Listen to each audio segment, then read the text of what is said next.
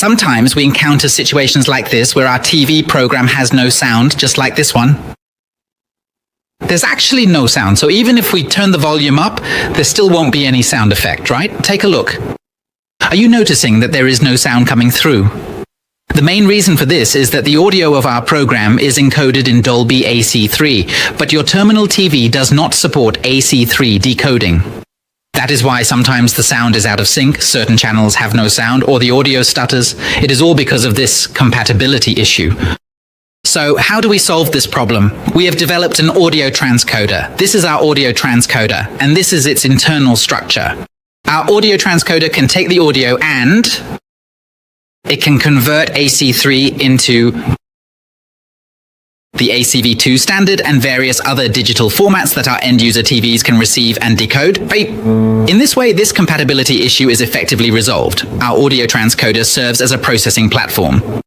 It supports both IP input and IP output. A single device can transcode more than 20 sets of audio programs, converting AC3 into MPEG2 or Level 2 formats. Now, let's take a look at its internal structure. Our internal structure also allows for the insertion of various modules. For example, if you need ASI input, we can insert an ASI input module, right?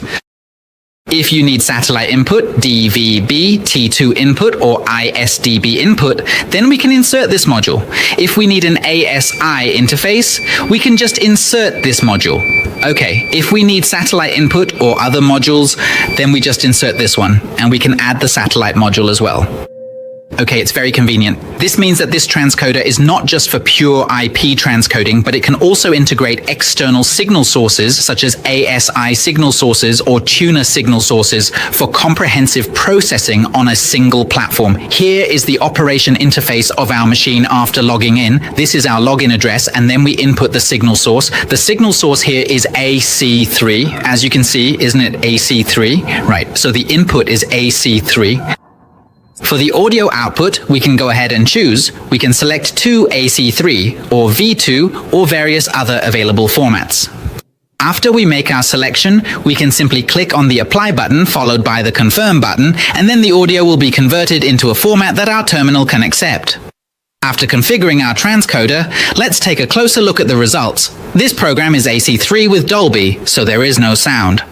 Let's make some necessary adjustments. There's no sound. Right? There's no sound. So let's turn up the volume. Still no sound. So after we transcoded it, we converted this channel to standard MPEG-1 layer 2.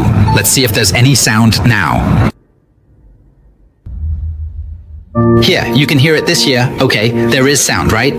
This one had Dolby, and when we searched for it, there was no sound because the central TV doesn't support it. But after our audio transcoding, the sound comes out. This kind of system and equipment solves the problem where our end-user TVs can't decode AC3 or Dolby. It can be used in such situations.